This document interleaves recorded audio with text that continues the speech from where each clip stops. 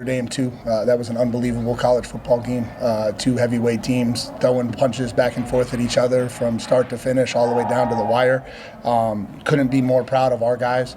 I don't know that that thing went to script in any way, shape, or form to how you would script a win on the road, and we just battled. We battled through a block punt. We battled through some procedure penalties. We battled through some coverage busts that created some open explosives for them, and we just kept fighting. And we just kept fighting, and we kept fighting, and ultimately made the play we needed to make to win the football game on the road. And so hopefully you guys won't have to ask me any more questions about whether or not Marcel can throw.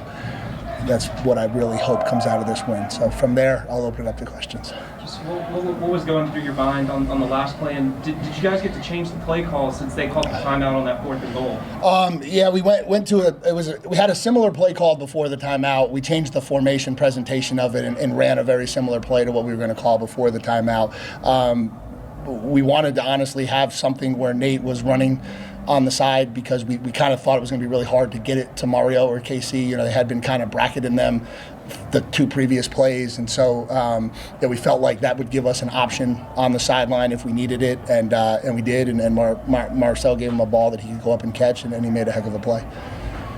Mike, if you could just maybe further expound on the just the resiliency of your team, because you talked about some of it already, but you had what looked like a kickoff return that could have given you the lead and all the things, and still able to, and then the two penalties late, and still able to overcome all that. Yeah, I think when you want to become a championship level program, and we're not there yet, we have a lot of work to do to become that.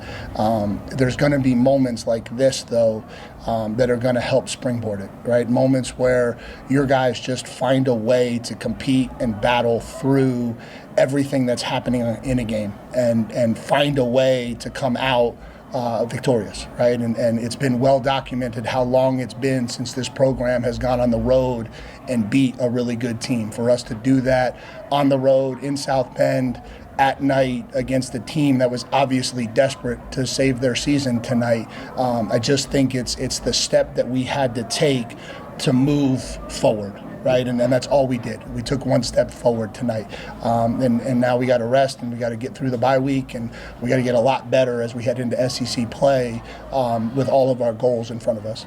Mike, when you envisioned that step, how different did it look than what actually happened tonight in terms of just how the game went? No, I think sometimes it has to happen that way. I think sometimes it's going to be ugly. Sometimes it's going to be a game like that where defensively maybe we're not playing as great as we wanted to, and special teams we're not playing as great as we want to, and the offense just goes out and carries the show for a while, and then the defense makes a couple stops to get us back in it and get us a little bit of rhythm. And I think that's the door we had to kick down. I don't think that we were going to just magically become a team that was going to go and everything was going to go smooth. We had to kick this door down, and we did that tonight. Mike, could you talk a little bit about Marcel's play just in particular and his poise on that last drive? Yeah, I mean, it's the third time in a row. So if you go through this, right, that's Auburn, that's the bowl game, and that's this game. It's the third time in a row that he led us on a game-winning drive.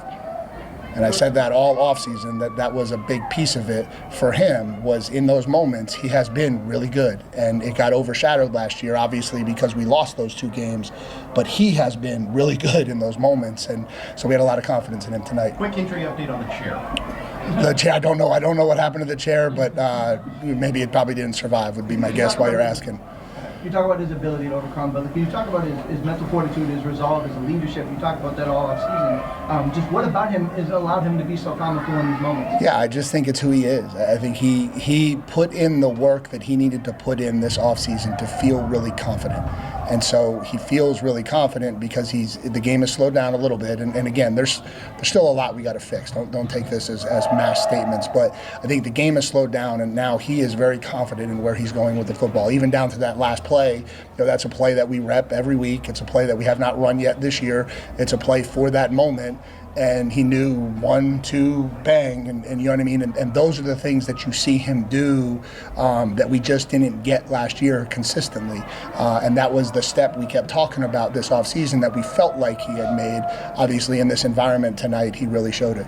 Mike, you kind of joked that you didn't want to hear any more questions about whether or not you could throw or not. What has made you so confident in him through everything? Yeah, just being around him every day, and I think again, I just that narrative was never right. Like that narrative was one of the most unfair narratives that had ever been created. The kid was a top 10 returning QBR kid. He completed over 60% of his passes. His touchdown to interception rate was elite.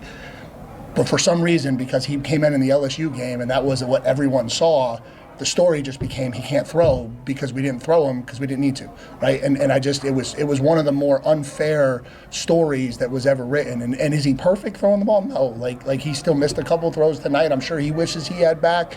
And that's still a continued development for a young quarterback. But I just think he is a really, really talented player, and we're glad we got him. First quarter, about your team, especially after Bryce Anderson's injury. What did you tell them, and how is Bryce to get him back on track? Yeah, still praying for Bryce. I think that at this point all signs are positive. I don't think we haven't done every diagnostic testing, but so far every test that we've run through has come back positive, and so we'll continue to pray that comes to a positive resolution, and we're still far away. I told him what I think any coach would tell him, like, your brother just went down, you need to step up and you need to win this for him, and I know that to some degree maybe galvanized us. How was Casey and Mario in getting Marcel into that rhythm? It seemed like maybe first two passes were a little inaccurate, but they were able to kind of get him into the game. Yeah, I mean, the catch KC made before the long one, right? So he went really high on their sideline early in the game and came down with a ball that was one of the more impressive catches of the evening. And then he went up and made the challenge catch on the deep throw. I think those two plays allowed Marcel to kind of like take a breath and kind of regroup. And I think that's kind of where it came from. Forgive me if this seems like a dumb question, because so many things happen. That's a great preface, Ob. But what I want to ask you this is, early in the game, they had scored on block punt, and then got the ball. They had like I think the second or third and one, and you called timeout. Used timeout that early, and then y'all got the stop right then. Yeah. Did you just feel like, for some reason, why did it feel like a timeout needed to be called? Because we had 10 guys on the field.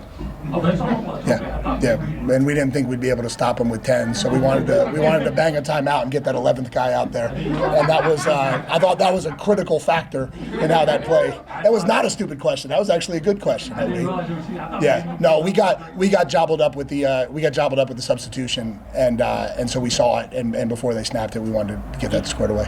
You guys had a lot of things go wrong in that first quarter. Just where did you feel like you guys finally settled in that allowed y'all to come back, and you had the lead at halftime? What do you feel like allowed y'all to settle in finally? Yeah, I just think we kept making plays. I don't know, I don't know that we ever felt like we weren't playing well on offense. I think, you had the special teams block, and then they hit a couple runs, and then we got the run game situated. Then they hit the pass down the. It just seemed like. It seemed like the offense was in rhythm and the special teams and defense had to figure it out. That's kind of what it seemed like. And so I don't think there was ever a lack of confidence. The offensive guys were up and down the sideline all game. We got you, just keep going. Like, we got you, we're going to win this game. And I thought that was a really, really good sign for where we were just mentally as we were going through it. Mike, I know, thank you. I know you guys have not beaten a ranked opponent on the road since 2014, and it's a long season, but what can a win like this do just to kind of inspire confidence for when you get in future moments like this? Yeah, I think it shows us that we can do it, right? And that's a hurdle. You have to get over that hurdle so that, when you get into the fourth quarter of a close game on the road in a tough environment, like, you have to believe that you can win until you actually come away with that, and these kids, the ones who have been part of Texas A&M football, if you go back to, 23 at Tennessee, at Ole Miss, if you go to last year at Auburn, and they've suffered a lot down the stretch, and for them to finally break through, I think will give them confidence moving forward, and then hopefully what they'll take from the game is if they find a way to execute better, they can be something really special. I gotta get a lot of respect for their secondary. What allowed you, really from the start to finish, your receivers to find holes? Even when Marcel was struggling early, they were open. Yeah, we felt like we would win. We felt like we would win outside. We went into the game believing we would win outside, and I think we did.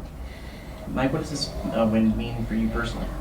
I'm just really happy for our guys. I don't think about myself at all, really, to be honest with you. I think about our guys. I think about everything that they put into this thing. I think about how much they put into this game, and for them to be victorious tonight and get to enjoy that and enjoy moving this program in the right direction for everything that they do, I think is just awesome.